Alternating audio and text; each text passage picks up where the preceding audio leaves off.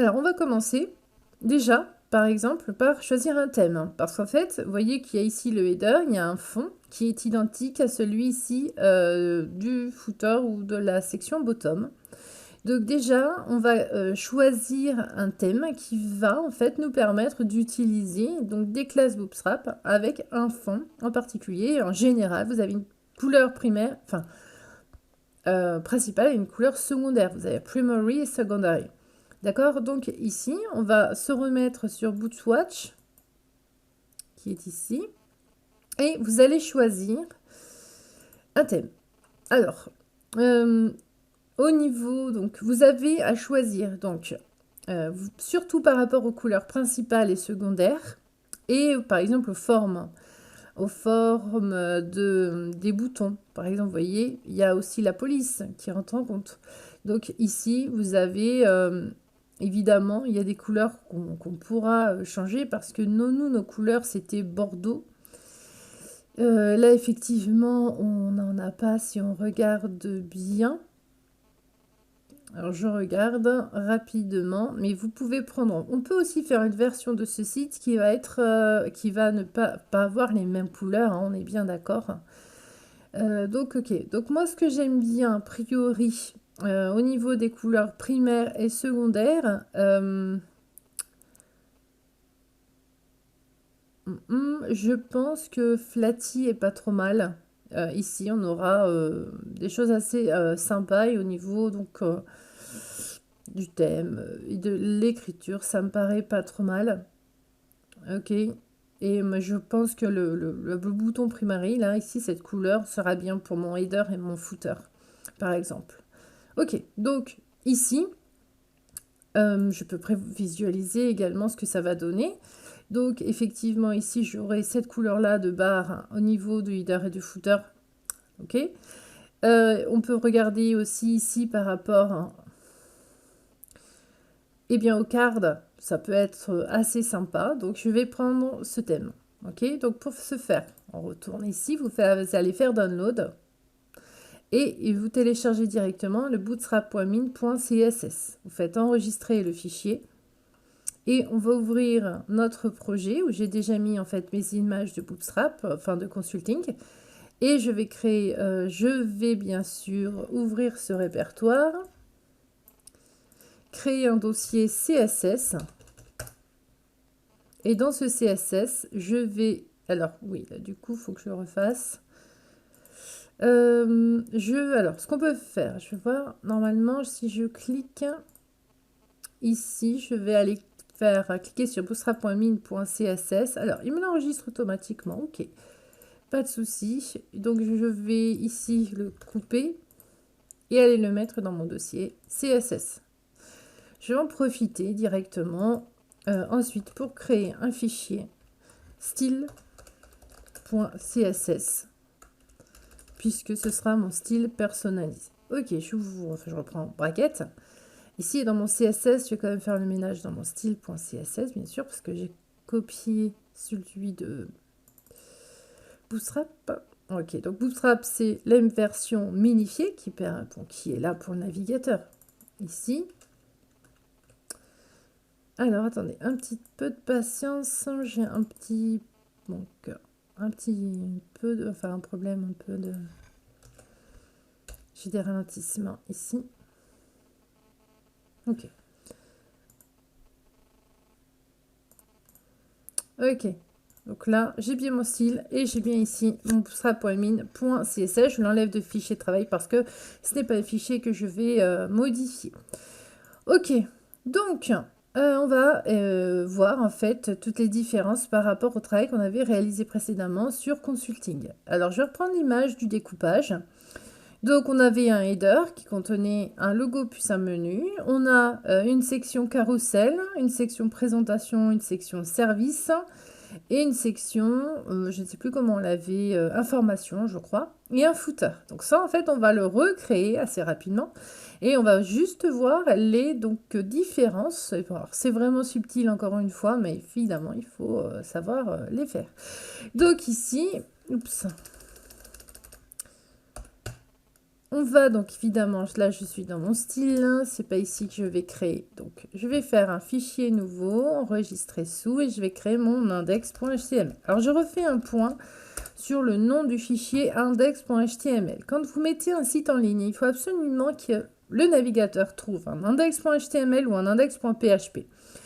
Si il ne le trouve pas, si vous avez écrit index avec un i majuscule ou index-consulting.html, en fait, vous ne verrez pas s'afficher votre site. Vous verrez en fait les répertoires s'afficher. Donc, ce qui n'est pas du tout sécurisé, effectivement.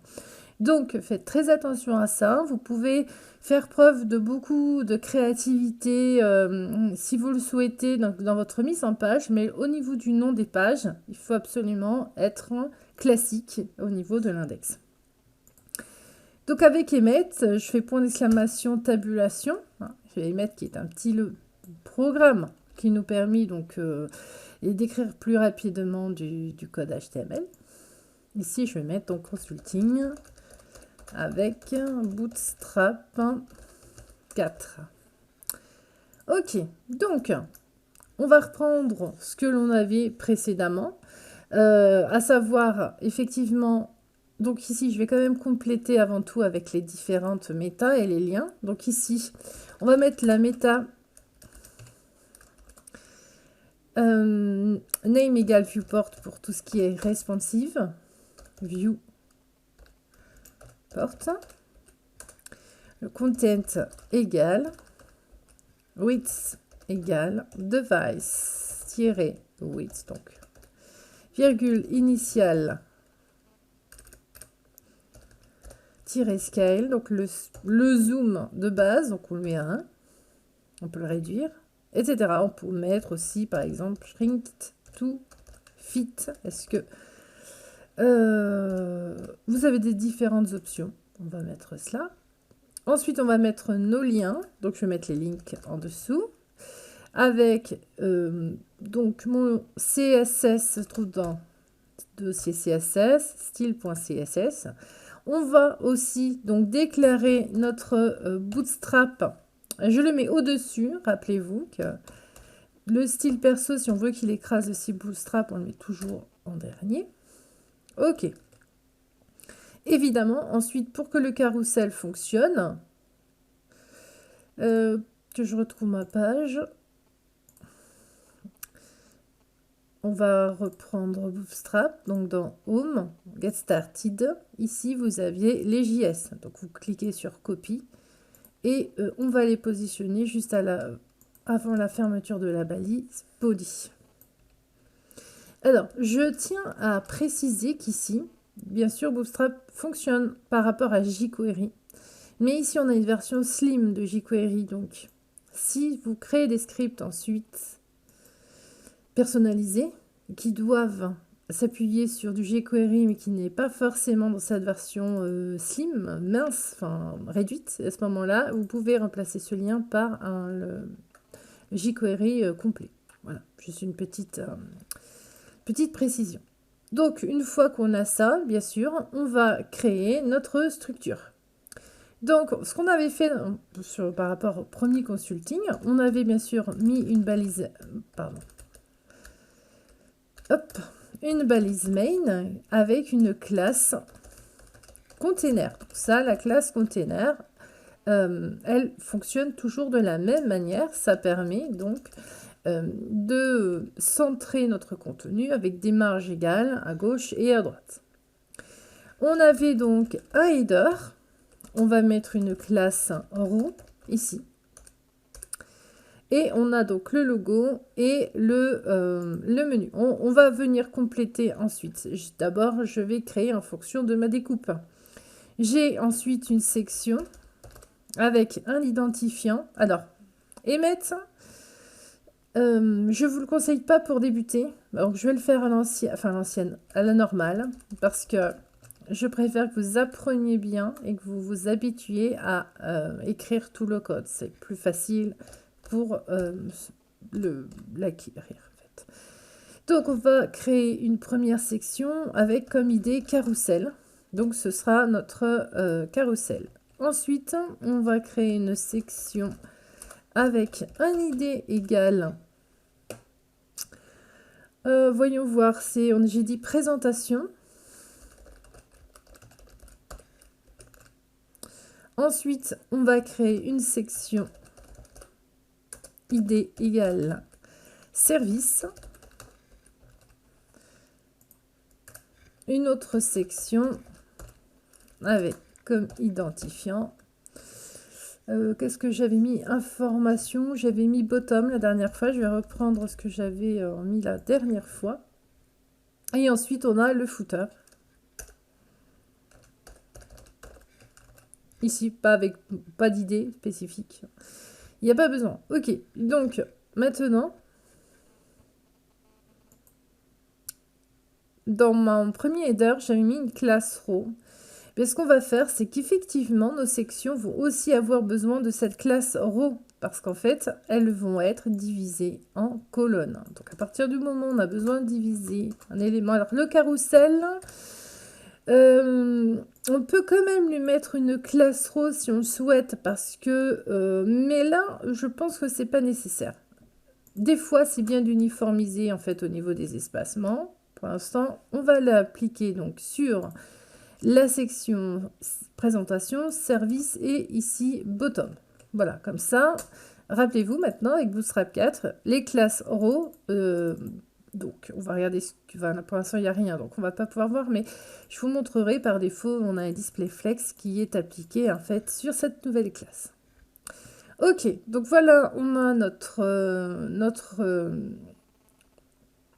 structure qui ne va pas changer du tout pour l'instant. Donc mon header, on va faire rapidement le header. Le header, on avait donc une barre de navigation, d'accord? Alors barre navigation. Et bien sûr, on a le logo. Donc ça, on prendra la navbar qu'on a dans Bootstrap, qu'on avait déjà réutilisé. Ce que je vais vous montrer ici, c'est les classes, par exemple. Maintenant, dans notre header, si on le souhaite, on peut aussi, indépendamment de la barre de navigation, mettre par exemple le bg-primary ici. Alors, je vais lancer. Et ici, j'ai un fond, d'accord? Donc, ici, je reprends. Vous avez bg-secondary. Ça va être la couleur secondaire. Voyons voir. Ici. D'accord? Par rapport à votre thème. Mais Bootstrap aussi a une couleur primaire et secondaire, d'accord? Donc moi, c'est juste que c'est personnalisé. Mais vous avez aussi par exemple BG-warning. Donc tout ce qui était applicable au bouton, en fait, maintenant devient applicable également ici pour les fonds. Donc ça, c'est une nouveauté Bootstrap 4. On a aussi la possibilité ici de mettre texte- et une couleur. Donc là, si je mets texte-primary, j'ai bien le foncé. On a aussi texte-light. Et ici, alors je vais mettre ça comme ça, ce sera plus simple. Et j'ai ici donc la couleur claire. De la même façon, ici j'ai BG-warning, j'ai BG-light. En fait, et du coup, j'ai donc dark qui est aussi une possibilité. Donc, au niveau des couleurs, par rapport à Bootstrap, on a primary, secondary, light, dark. Mais dark, c'est pas la même chose que primary, d'accord? Par exemple, ici, je vais de nouveau mettre la couleur principale du thème. Et ici, j'ai texte-dark. Vous voyez, c'est un gris. Donc, j'ai aussi tout ce qui est... alors, je vais reprendre Bootstrap. Donc, vous, dans les utilities, vous avez texte... pardon, c'est dans Colors, hein, ici. Vous avez, voyez, texte-primary, secondary, success, danger, warning, info, light, dark. OK? Donc, ici, primary et secondary changent en fonction du thème qu'on a rajouté par rapport à Bootswatch, d'accord? Mais en fait, vous avez ces couleurs-là par défaut de Bootstrap. Vous avez text-muted pour voir que c'est du texte qui est désactivé, un lien désactivé par exemple. text-white et vous avez en fait les différentes, voilà, les différentes possibilités. Text-body, c'est une police pour le corps du texte, d'accord? Donc en fait, ici, vous voyez que tout simplement, on va appeler cet élément. Donc ça, c'est pas mal et c'est nouveau. Ok? Vous avez la même chose pour les liens, en fait, ça s'applique aussi pour les liens. Donc ça, c'est pas mal, vous voyez? C'est aussi applicable pour les liens. En fait, pour tous les textes, on va pouvoir maintenant utiliser ces classes pour rapidement changer la couleur donc d'un texte. Là, c'est la même chose pour le background color, donc primary, secondary, sauf que pour Bootswatch, vous voyez qu'en fait, ces couleurs changent même, pour les autres aussi. Même si on conserve toujours le vert pour success, le bleu pour info, etc. Mais vous voyez qu'en fait, les coloris changent. C'est comme pour ceux qui font avec Photoshop, vous avez une couleur principale, une couleur secondaire. Ben là, en fait, ces deux éléments, c'est cela. Ok, donc voilà, vous voyez que ça fonctionne de la même façon. Vous avez BG-light, un fond clair, un BG-dark, un fond foncé.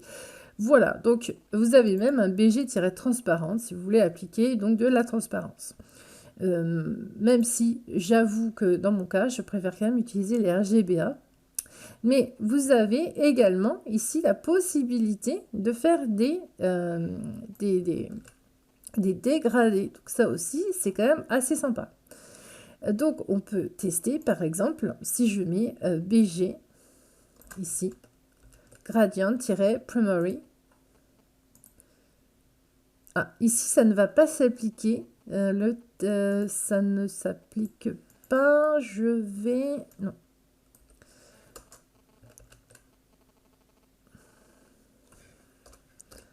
Je vais mettre primary ici.